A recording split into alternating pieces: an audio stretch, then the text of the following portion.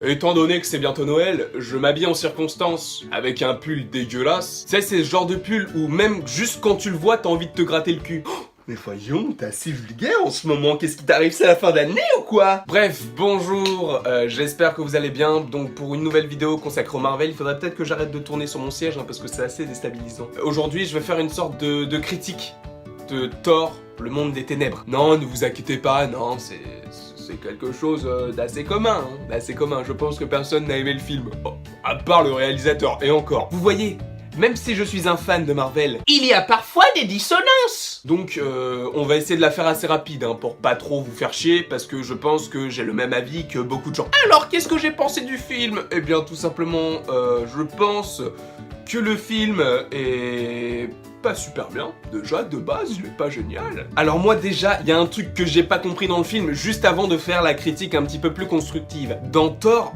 1, ils détruisent le pont qui permet d'accéder au Bifrost.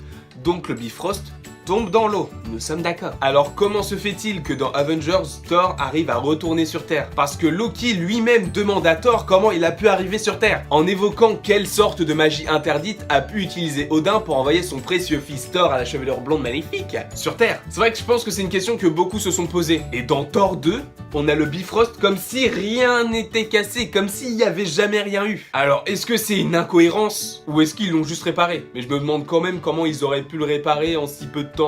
Bon après ce sont des dieux, ce sont des Asgardiens, je dis pas.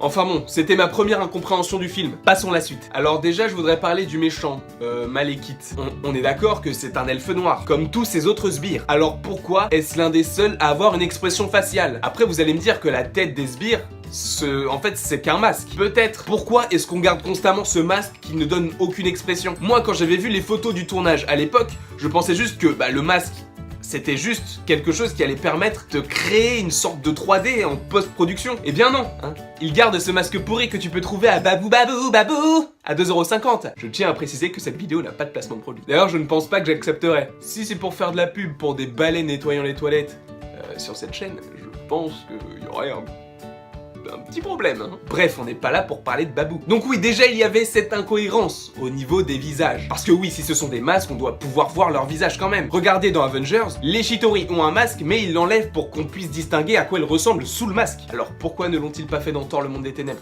Ensuite, il y a ce « Comme par hasard, elle se trouve à Londres et le portail est à Londres pour trouver l'éther. Comme par hasard !» Après ça, c'est commun à plein de films, pour faciliter la suite de l'histoire. Il y a aussi un autre truc qui m'a gêné. Thor ne vient pas sur Terre pendant 2 ans parce qu'il estime qu'il doit protéger les 9 royaumes. Si pendant 2 ans, il s'efforce à protéger le monde, il peut très bien passer une journée voir Nathalie Portman qui l'attend à Londres. Ça te coûte quoi une journée? Ça te coûte quoi? Surtout qu'en plus, tous les soirs, tu vas la voir grâce à Heimdall pour savoir si elle va bien. Sachant que t'as le Bifrost, pourquoi est-ce que tu vas pas la voir directement? Tu fais un petit coucou, toi, tu fais un check, tu fais la bise, tu fais ce que tu veux. Enfin, je sais pas, vous faites une bouffe, un petit café, je sais pas. Mais va la voir, putain, c'est ta meuf! Elle t'a pas vu depuis 2 ans! Enfin bref, je m'emporte. Sinon, à part tout ça, il y a forcément des choses que j'ai bien aimé dans le film. J'ai bien aimé quand même qu'on introduise l'éther. Ça, c'est vraiment quelque chose, j'ai trouvé ça cool. Là, on comprend vraiment qu'il y a 6 pierres de l'infini avec la scène post-générique où Volstagg et Sif, qui sont les amis de Thor, qui vont chez le collectionneur pour lui donner l'éther, étant donné que l'éther ne doit pas être en connexion entre guillemets avec une autre pierre de l'infini, car ils ont déjà le Tesseract qui est sur Asgard.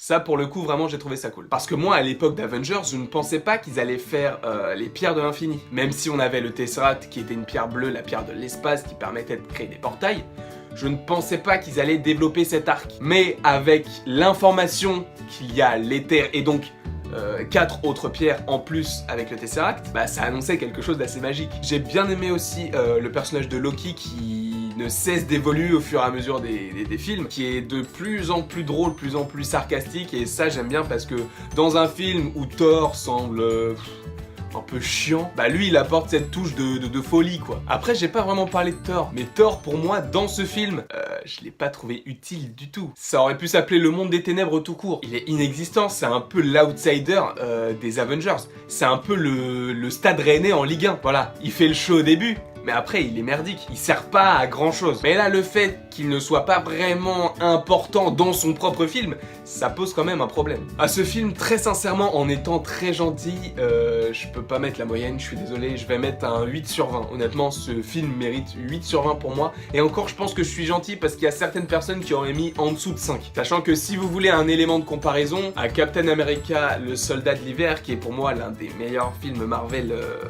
tout confondu, je mettrais la note de 17 sur 20. Vous voyez quand même l'écart de notes que je donne entre Captain America, le soldat de l'hiver, et Thor, le monde des ténèbres. Ça montre vraiment qu'il y a un fossé. Mais bon, j'espère que vous avez aimé cette vidéo, mais en tout cas moi ça me fait extrêmement plaisir de les faire. Je vous souhaite un joyeux Noël ou une joyeuse fête ou une joyeuse Pâques ou un joyeux anniversaire si c'est votre anniversaire. Voilà, je sais pas quand vous regarderez cette vidéo, je sais même pas quand est-ce que je vais la sortir, je sais pas si je vais la sortir avant Noël ou après. Après Noël, porter un pull comme ça, bon, ce sera un peu bizarre. Mais bon, on s'en fout, et j'espère que vous avez aimé cette vidéo. N'hésitez pas à me dire en commentaire si vous-même vous avez aimé Thor, le monde des ténèbres, j'allais dire Thor Ragnarok parce que j'ai tellement aimé ce film que voilà, il me reste en tête. Donc si vous avez aimé Thor, le monde des ténèbres, ou si vous ne l'avez pas aimé, et comme ça on pourra essayer d'en débattre et tout. Et bah, en tout cas j'aime vraiment vos commentaires, j'aime vraiment les points que vous m'apportez, ce à quoi je n'aurais pas pensé au tout début, par exemple les réactions directes à Avengers Infinity War. Et voilà, c'est ça que j'aime dans YouTube, dans le fait de faire des vidéos sur ce que j'aime faire, c'est que je peux partager avec des gens qui sont aussi passionnés que moi, ou beaucoup plus, ou beaucoup moins, mais ce n'est pas grave. On peut vraiment parler avec des gens qu'on n'a jamais vus de notre vie, mais avec qui on aura des affinités par rapport à certaines choses qu'on a aimées, ou des petites dissonances par rapport à ce qu'on n'a pas aimé par rapport à certains trucs. Enfin, j'espère que vous continuez à bien apprécier les vidéos, j'essaie de m'efforcer d'en faire assez régulièrement. C'est vrai que là j'étais pas très régulier, mais je vais essayer d'en refaire, et voilà, j'espère que ça vous plaît en tout cas ce petit format. Dites-moi aussi si vous aimez ce petit format de Marvel Critic Universe. N'hésitez pas à me proposer des films, comme ça je verrai si je peux faire une critique dessus, si j'ai assez de moyens d'analyse, hein, ou même si j'en ai pas, de toute façon j'essaierai quand même d'en faire. N'hésitez pas à me proposer des films, moi ça me ferait toujours plaisir. N'hésitez pas à aimer, partager, commenter, faire ce que vous voulez.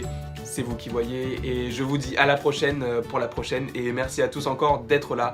Bisous bisous.